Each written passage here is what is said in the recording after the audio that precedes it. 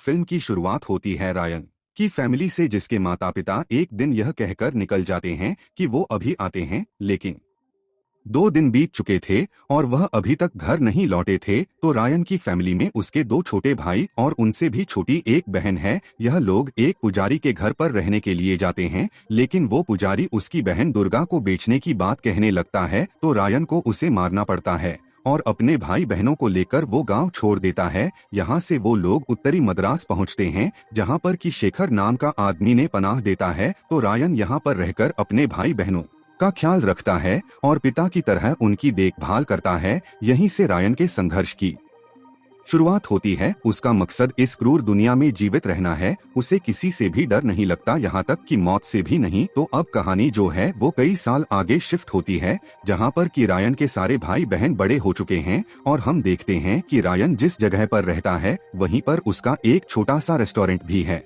और अभी भी रायन अपने परिवार के लिए कुछ भी कर सकता है और वो अपनी छोटी बहन दुर्गा से सबसे ज्यादा प्यार करता है। तो भाई रायन से छोटे वाले भाई का नाम मुथु होता है। वो इलाके का एक बहुत बड़ा शराबी है, आवारा है। उसका गुस्सा जो है वह हमेशा नाक पर ही रहता है, इसलिए वह किसी से भी लड़ बैठता है। तो वही मुझसे छोटा वाला भाई मानिक जो है वो कॉलेज में पढ़ने वाला एक स्टूडेंट है, लेकिन वहाँ भी वो पॉलिटिक्स की गुंडागर्दी में अक्सर फंसा रहता है। इसलिए रायन जो है वो अपने दोनों भाइयों को अक्सर समझाता रहता है। वह एक पिता की तरह है और अपनी सीमाओं और अपने गुस्से के नतीजों पर हमेशा कंट्रोल रखता है। रायन स्वभाव से तो एकदम सीधा है, लेकिन सभी लोग उसके गुस्से से बखूबी वाकिफ है, क्योंकि सभी को पता है कि उसका गुस्सा बहुत खराब है। और मानिक और मुथु तो उससे बहुत ज्यादा डरते हैं। जिसके बाद फिल्म में हमें 2 गैंग के बारे में बताया जाता है, जिसमें एक गैंग होती है दुरई की। इस इलाके की जितनी भी दुकानें हैं वो सारी दुरई की है, लेकिन एक दुकान है वो दुरई की नहीं है और वो दुकान है रायन की। तो भाई सेतु जो है वो दूसरे इलाके का एक बहुत ही बड़ा गुंडा है। इन दोनों की अक्सर पटती नहीं है, लेकिन इनके बीच में कोई गैंगवार नहीं होता है, जिस वजह से इलाके में रहने वाले लोगों को भी कुछ नहीं होता है। इसलिए पुलिस वालों का यहाँ पर कुछ भी काम नहीं है। तो भाई रायन जो है वो शेखर अन्ना को पिता की तरह मानता है। शेखर अन्ना को रायन के बारे में सब कुछ मालूम है। वह बचपन से किस तरह से यहाँ पर बड़ा हुआ है उन्हें सब मालूम है। इस इलाके में रायन से कोई भी पंगा नहीं लेता है। हालांकि वो यहाँ पर रहकर कोई गुंडागर्दी भी नहीं करता है, लेकिन फिर भी रायन से सभी लोग डरते हैं। अब एक दिन दुरई के कुछ लोग जो है वो एक बार में आते हैं, जहाँ पर किसे अन्ना और मुथु बैठे हुए थे। यहाँ पर वो लोग रायन की दुकान की डील कर रहे थे कि उन्हें बैच देना चाहिए, लेकिन यह सुनकर यहाँ पर मुथु को गुस्सा आ जाता है और वो उसके सर पर एक बोतल फोड़ देता है, जिस वजह से मुथु को जेल हो जाती है। और पुलिस वाले जो है वो रायन को पुलिस स्टेशन बुलाते हैं और कहते हैं कि जिस इंसान के सर पर बोतल फोड़ी गई है उसने तुम्हारे भाई पर केस कर दिया है, इस वजह से तुम्हारा भाई लॉकअप के अंदर बंद है। तो रायन के पास सिर्फ एक ही रास्ता है, एफआईआर अभी दर्ज नहीं हुई है। अगर तुम उस इंसान से जाकर बात कर लो और अगर वह एफआईआर करने से मना कर दे तो ही कुछ हो सकता है। तो रायन जो है वह उस आदमी के पास जाता है जो कि हॉस्पिटल में था। वह उससे कहता है कि अगर तूने एफआईआर दर्ज कराई तो मैं तुझे जान से मार दूंगा और उसका इल्जाम जो है वह मैं अपने सर पर ले लूंगा। तो अब तू डिसाइड कर ले कि तुझे क्या करना है। यह सारी बातें सुनने के बाद वह आदमी जो है वह पूरी तरह से डर जाता है और वह एफआईआर दर्ज करने से पूरी तरह से मना भी कर देता है। अब रायन जब पुलिस स्टेशन वापस आता है तो रायन से पुलिस वाले कहते हैं कि आखिर तुमने ऐसा क्या किया कि उस आदमी ने एफआईआर दर्ज नहीं कराई। तो रायन कहता है कि मैं उसके सामने गिड़गिड़ाया। अब आगे मालूम चलता है कि जिस आदमी के सर पर बोतल फोड़ी गई है वो दरअसल में दुरई का आदमी है, जिस वजह से दुरई जो है वो रायन को अपने पास बुलाता है और वो रायन को समझाता है कि वो अपने भाइयों पर थोड़ा कंट्रोल रखें, उनके हाथ पैर बहुत ज्यादा चलने लगे हैं। अगर ऐसा ही रहा तो कुछ भी बड़ा हो सकता है और देखा जाए तो गलती मुथु की ही थी, इसलिए रायन मुथु को समझाता है। अब आगे हम एक पुलिस इंस्पेक्टर को देखते हैं जिसका हाल ही में यहाँ पर ट्रांसफर हुआ है और उसे सेतु और दुरई के जंग के बारे में बहुत अच्छे से मालूम है। उसे यह भी मालूम है कि अक्सर उनके बीच में गैंगवार नहीं होता है, इसलिए यहाँ पर पुलिस वालों का कोई भी काम नहीं है। लेकिन अगर सेतु और दुरई के बीच में दरार डाल दी जाए और अगर 1-2 गैंगवार हो जाए तो वो दोनों एक दूसरे को ही खत्म कर डालेंगे और उनकी गैंग का सर्वनाश हो जाए। तो आगे हम देखते हैं कि मुथु से एक लड़की प्यार करती है और वो उससे शादी भी करना चाहती है। लेकिन मुथु का ऐसा कोई भी इरादा नहीं है, हालांकि वो भी उस लड़की को चाहता है, लेकिन शादी के बारे में तो उसने अभी कुछ भी नहीं सोचा है। ये सारी बातें रायन भी जानता है और वो भी यही चाहता है कि मुथु उस लड़की से शादी कर ले। तो वहीं पुलिस इंस्पेक्टर ने सारी प्लानिंग कर ली है दुरई और सेतु के बीच में गैंगवार करवाने की। अगर गैंगवार होती है तभी यह इलाका पूरी तरह से सुरक्षित रह पाएगा। और यहाँ दूसरे इलाके के डॉन सेतु की 2 बीवियां हैं, वह अपनी दोनों बीवियों से ही बहुत ज्यादा प्यार करता है। आगे हम देखते हैं कि पुलिस इंस्पेक्टर जो है वो सेतु के कुछ लोगों को अपने पास बुलाकर उनका एनकाउंटर कर देता है। लेकिन इस जगह पर जो कुछ भी हुआ उसे देखते हुए ऐसा लग रहा था कि यह सब कुछ दुरई के लोगों ने किया है और यही पुलिस इंस्पेक्टर चाहता था, जिस वजह से सेतु जो है वह आग बबूला हो रहा था। क्योंकि दुरई अक्सर ऐसा कुछ भी नहीं करता है, लेकिन अगर ऐसा उसने किया है तो सजा उसे भी मिलेगी। इसलिए सेतु ने भी प्लान बना लिया था कि वो भी ऐसा ही करेगा और वो आज रात दुरई के इकलौते बेटे को एक बार में मारने वाला था। सेतु ने अपने सारे लोगों को उस बार में भेज दिया था जहाँ पर कि हम देखते हैं कि मुथु भी बैठा हुआ था। तभी दुरई का बेटा जो है वो मुथु से उल्टी सीधी बातें करने लगता है, जो यहाँ पर मुथु को बिल्कुल भी पसंद नहीं आती है। जिस वजह से मुथु जो है वो दुरई के बेटे को मारने लगता है, जबकि उसे नहीं मालूम है कि वो दुरई का बेटा है। और इसी का फायदा उठाकर साधु के लोग भी उन पर टूट पड़ते हैं। लेकिन यहाँ पर मुथु ने उन सभी को मार गिराया था और जाने अनजाने में यहाँ पर मुथु ने दुरई के बेटे को भी मार दिया था। अब मुथु पूरी तरह से इंजर्ड होकर अपने घर पहुँचता है और घर पहुँचते ही रायन के पास दुरई का कॉल आता है और वो उसे बताते हैं कि उसके भाई ने उसके बेटे को मार दिया है। तो वो रायन को मुथ को अपने हवाले करने के लिए कहता है। अगर वो ऐसा नहीं करता है तो वो उसकी पूरी की पूरी फैमिली को मार देगा। लेकिन यह सुनने के बाद तो रायन को गुस्सा आ जाता है और वो उसी रात दुरई के यहाँ पर पहुँचता है और वो यहाँ पर दुरई के लोगों को बेरहमी से मारना शुरू कर देता है। यहाँ पर रायन के साथ उसके भाई मुथु और मानिक भी आए हुए थे और वो यहाँ पर मिलकर दुरई के सारे लोगों का सर्वनाश कर देता है। यहाँ तक कि रायन ने यहाँ पर दुरई को भी मार डाला था। लेकिन ये सारे मर्डर जो है वो रायन और उसके भाइयों ने रातों रात किए थे, इसलिए सुबह होते ही इसके बारे में किसी को भी कुछ नहीं मालूम था। रायन अपने भाइयों को समझा देता है कि उन्हें अपना जीवन जो है आराम से जीना है और किसी के ऊपर भी शक नहीं होने देना है। तो पुलिस इंस्पेक्टर ने जो सोचा था वैसा तो बिल्कुल भी नहीं हुआ है। उन्होंने तो गैंगवार करवाने का सोचा था, लेकिन ऐसा बिल्कुल भी नहीं हुआ है, क्योंकि एक गैंग का तो पूरी तरह से सर्वनाश हो चुका है।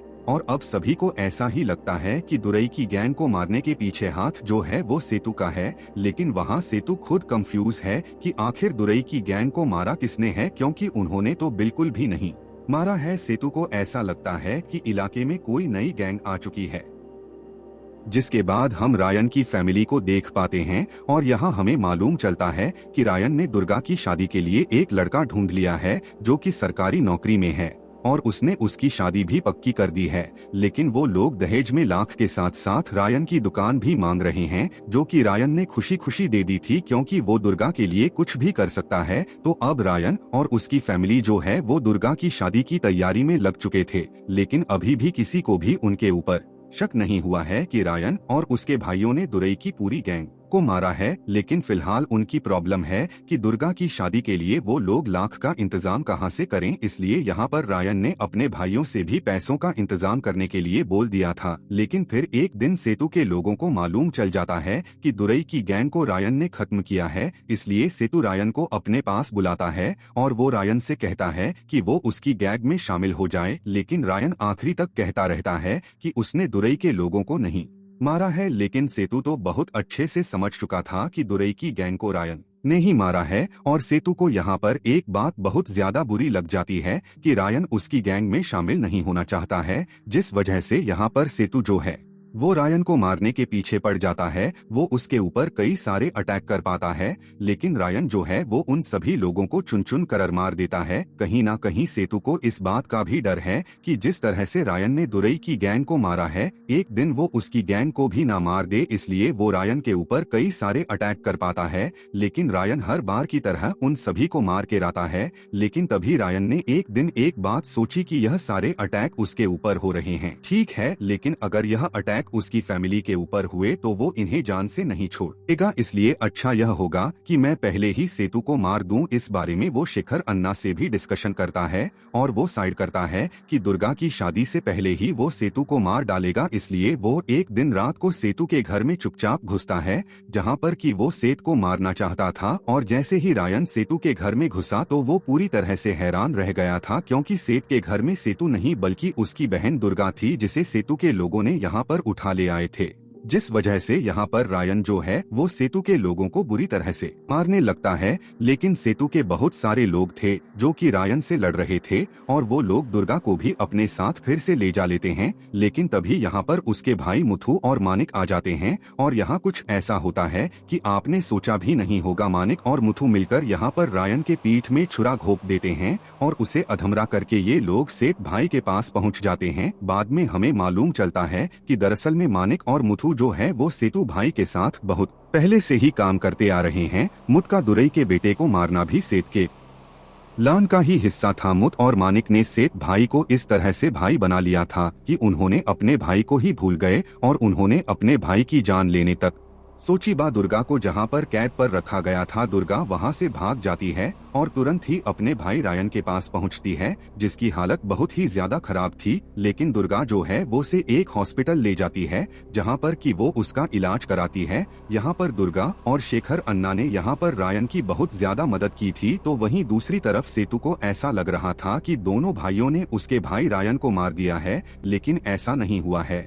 उसे भी मालूम चल चुकी है, इसलिए अब वो लोग रायन को ढूंढने में लगे हुए हैं। जबकि रायन तो एक खुफिया जगह पर छिपा हुआ है और वह बाहर रहकर अपनी बॉडी को हील कर रहा है। थोड़े दिन के बाद रायन जो है वह पूरी तरह से ठीक हो जाता है और यहाँ पर उसे एक और बात मालूम चलती है कि सेतु के ही एक आदमी ने दुर्गा के साथ रेप किया है, जिस वजह से अब उसका बहुत ही ज्यादा बुरा हाल हो चुका था। वो सेतु की एक बीबी को किडनैप कर लेता है और सेतु को उस आदमी को सौंपने के लिए कहता है जिसने दुर्गा के साथ दुष्कर्म किया है। तो सेतु जो है वो उस आदमी को रायन के हाथ सौंप देता है। यहाँ पर दुर्गा जो है वो उस आदमी को बुरी तरह से मारती है, लेकिन इसके बदले में सेतु और उसके आदमी जो है वो शेखर अन्ना को उठा ले जाते हैं और वह शेखर अन्ना को जान से मार देते हैं। लेकिन यह सब कुछ होता हुआ देखकर पुलिस इंस्पेक्टर कहते हैं कि एरिया का हाल जो है वो बहुत ज्यादा बुरा हो रहा है, इसलिए वो उन दोनों के बीच में सेटलमेंट करवाना चाहते हैं। इसलिए पुलिस इंस्पेक्टर रायन और सेतु की गैंग को बुलाते हैं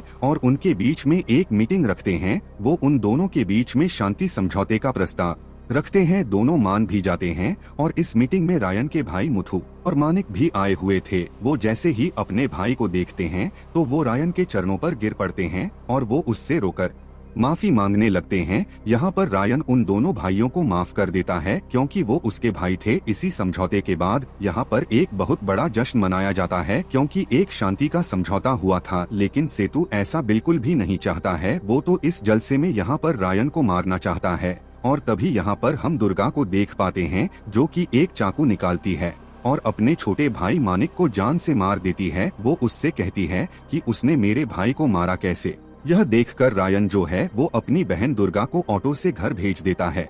यहाँ पर फिर से गैंग बर छिड़ चुका था। सेतु की गैंग जो है वह रायन को मारने लगती है, लेकिन रायन जो है वो फुल गुस्से में था और वो यहाँ पर सेतु की पूरी गैंग को मारना शुरू कर देता है। आगे हम देखते हैं कि दरअसल में मानिक भी अभी भी सेतु की ही साइड है और अब वो उनके साथ मिलकर रायन को मार रहा था। लेकिन रायन यहाँ पर सेतु और मानिक को भी जान से मार डालता है। दरअसल में ये सब कुछ पुलिस इंस्पेक्टर काला था और उन्होंने पहले ही रायन से मीटिंग कर ली थी कि अगर वह सेतु को मार देता है तो वह सारी सजाओं से मुक्त हो जाएगा। तो रायन जो है वो इस इलाके को छोड़कर जाने लगा था। पुलिस इंस्पेक्टर उसे ढेर सारा पैसा देने वाले थे, लेकिन उनका एक और प्लान है कि वो रायन को भी मार देंगे। लेकिन रायन को शायद यह बात पहले से ही मालूम है, इसलिए वो पुलिस इंस्पेक्टर से मिले बिना ही इस इलाके को पूरी तरह से छोड़ देता है। आगन में मालूम चलता है कि वैशाली से मुथु ने शादी कर ली थी और उसका एक बेटा भी है जिसे वैशाली अपने साथ नहीं रखना चाहती है, इसलिए रायन उसे भी अपने साथ ले जा लेता है। और पुलिस इंस्पेक्टर समझ चुके थे कि रायन को जितना समझदार समझे थे उससे कहीं ज्यादा वो समझदार है, क्योंकि उसे मालूम चल गया था कि वो उसे मारने वाले थे। दोस्तों, इसी के साथ यह एक्सप्लेनेशन वीडियो यहीं पर खत्म होता है।